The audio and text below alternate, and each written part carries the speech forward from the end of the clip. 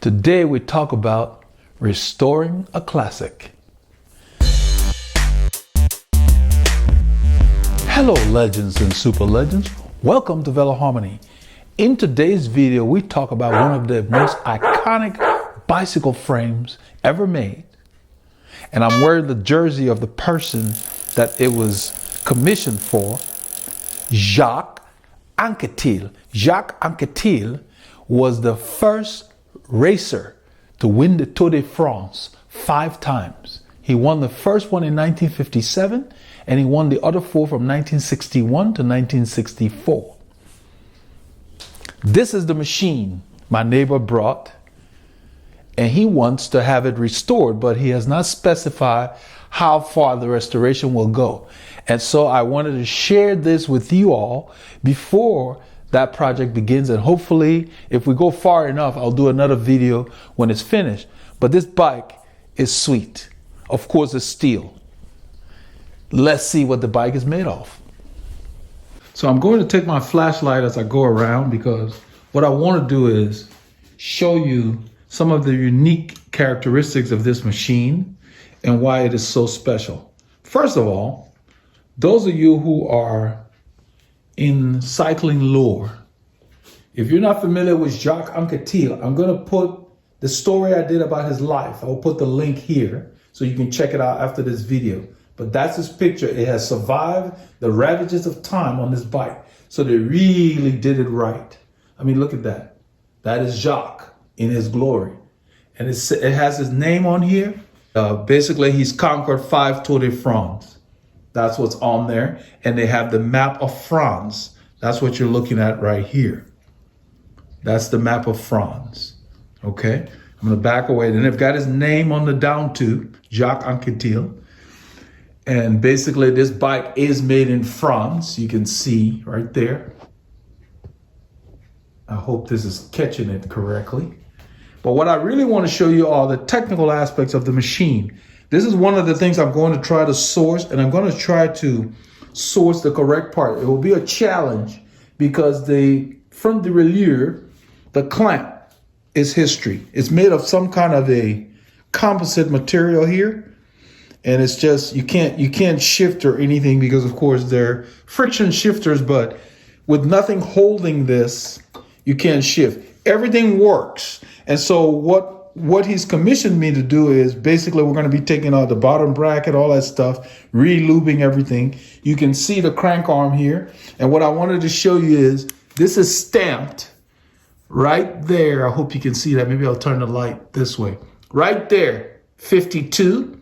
So that's a 52 big chain ring. That's what we used to use in Southwest Houston in the flats. The inner chain ring, I will show you when I get to the other side. It's stamped also. It's a 42.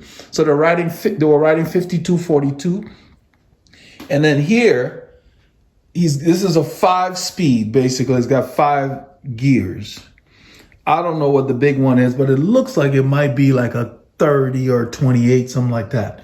I mean, they're unusual because there are no gaps. They look solid, like a solid piece. When I take them apart, I will film them as I do the restoration to kind of follow up with this initial. Look at this derailleur. It's the same kind of material here that broke off the front derailleur over there that I just showed you. It's kind of a plasticky graphite material, but it's a composite. The same thing here. And I'm hoping, I think this works fine. There's some cleaning that it needs. You can see the pulley's got some grease on there.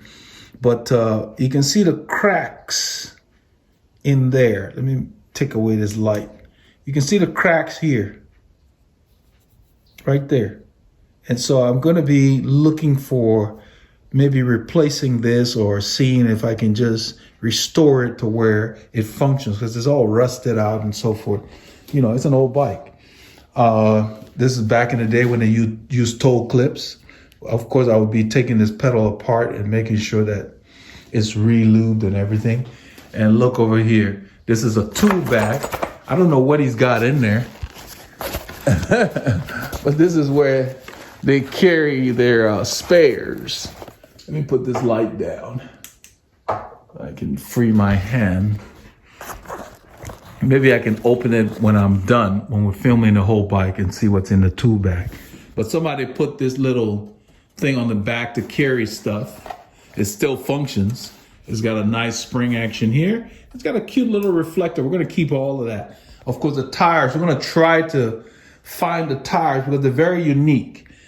He wants to keep the cover of the valve here because this is all broken. He wants to keep this cover because they don't make this style anyway, the cap. They don't make that style anymore. I will try to see if I can find them, but if not, I'll just keep the cover. This tire is still intact. That one has a flat. I mean, we could probably just replace the tube, but the problem is the tires are probably rotted. I'm trying to look, but I mean, we may just use these tires because really, I don't know if he plans on doing some riding or whatever. If he's just going to keep it for show, I may just use those tires and just replace the tube. The tires are 27 1.25, so they require that specific tube. The 700C stuff will not. The tubes for the 700C, a 725 would probably work. The tube would work, but you can't use a 700C tire on here. They don't work that way. So you would need a 27 1.25 tire. And I would just go ahead and get a 27 1.25 tube, even though the other ones would work.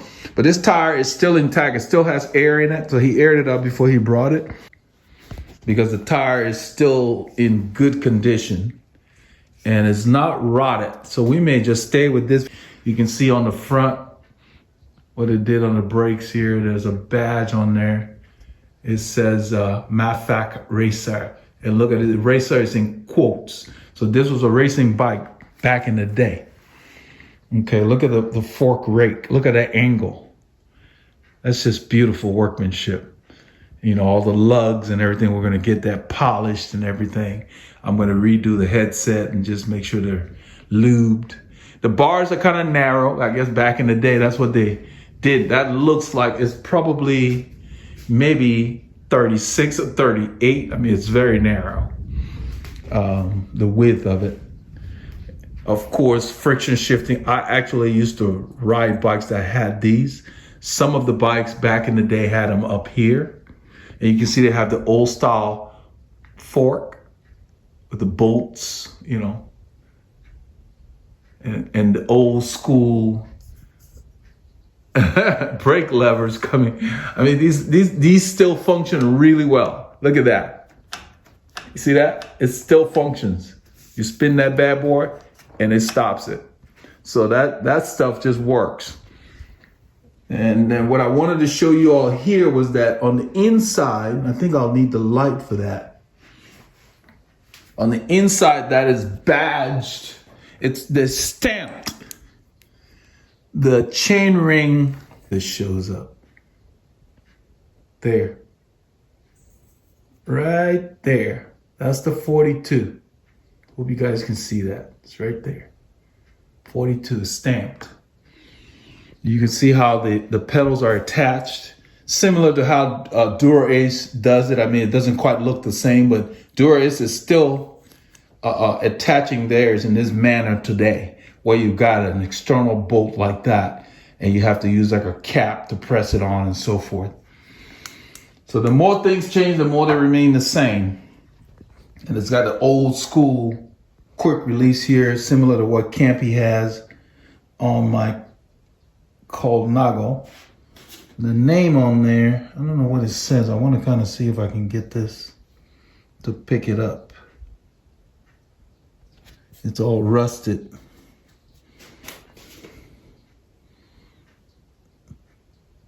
It's El Maton or M Maton. So it's probably whoever designed the bike.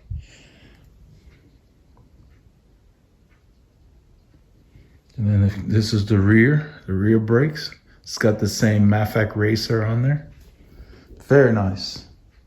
Very nice. So, you know, as far as the paint is in good condition, so it just needs to be cleaned and polished.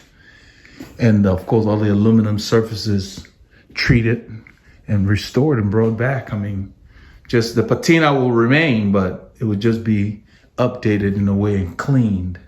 All of these things under here, all these bolts that are rusted. just be kind of re-lubed. Should be ready to go. And there's a little tool bag. I don't know what he's got in there, but I'm going to put this camera on the stand. Look at the saddle. That's what it says. It's called Perjon. It's a leather saddle. Perjon is the brand. And just want to move the camera over so you can see the saddle. That is cool. That's when bicycles were bicycles, man. Back in the day. I could ride this thing today. Look at this bad boy. Now, granted, it's not exactly a lightweight bike. You know, the bike is heavy compared to today's standards, of course. I'm going to show the head too. What it says here, Cycles, Jaques, Anquetil, France. So he must have opened a bike shop because it says Jaques Anquetil Cycles in France. That's what that badge says. So he must have opened a shop after he won the tour. And this was probably one of the more expensive bikes that he sold because these commemorative bikes cost more. You know, it's honoring his palmares. Okay, so that was my run through. And what I wanted to explain about the jersey I'm wearing, Saint Raphael, is the team that Jaques Anquetil rode for many years. And Rafa, the reason I'm wearing this cap, Rafa got their name from this Saint Raphael. So Rafa is for real. Rafa is steeped in cycling folklore, cycling history. They're not posers. So the creation of the name Rafa came from Saint Raphael. And Jaques Anquetil rode for this team for many years. And so I decided to wear this to do this video. Let's see what's in this bag. This guy kept this thing close to original, I mean. Let's see if the zipper even works.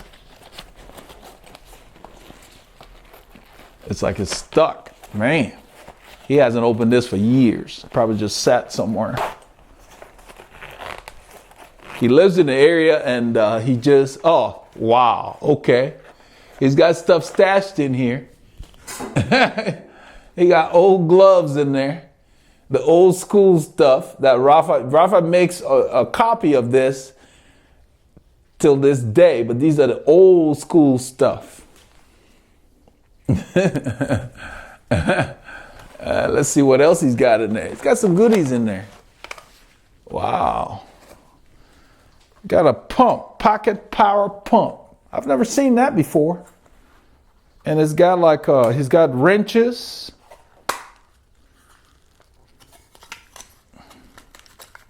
It's got some tools in there.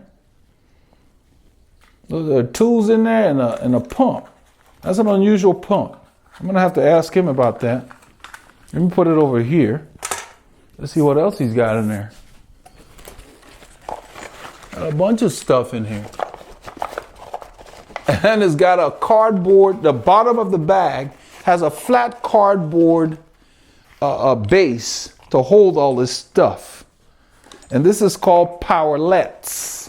You can see the age of it is there. So obviously this guy is really into keeping stuff. Now look at this. Double duty tire or tubes. I've never seen this. Nix. It's a repair kit. Then it says danger or poison on the bottom here.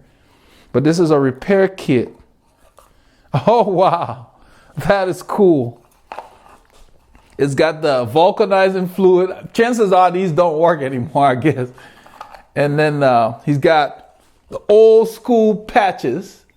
And then he's got like a valve core that was removed. I'm going to put him back. That is so cool. This is a can. The bottom is a can and the side is cardboard. So that's his patch kit. Now, I don't know what this powerlet is. It says